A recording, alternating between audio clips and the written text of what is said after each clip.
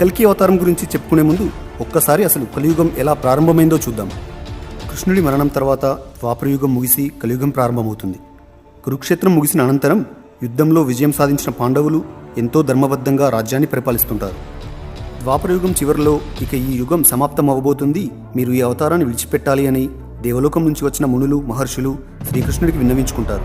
కలియుగ ప్రవేశం జరగాలి కాబట్టి తను ఇంకా ఈ శరీరంతో ఉంటే అది సాధ్యపడదు కనుక తను ఈ అవతారాన్ని చాలించుకోవాలి అని నిర్ణయించుకున్న శ్రీకృష్ణ పరమాత్మ ఒక వేటగాడి బాణపు దెబ్బకి శరీరం నుండి రక్తం కారుతుండగా తన అవతారాన్ని విడిచిపెడతాడు.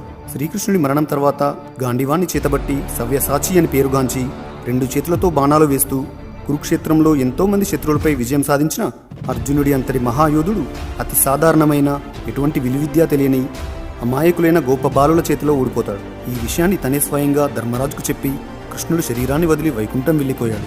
మనం కూడా ఇక ఈ శరీరాన్ని ఈ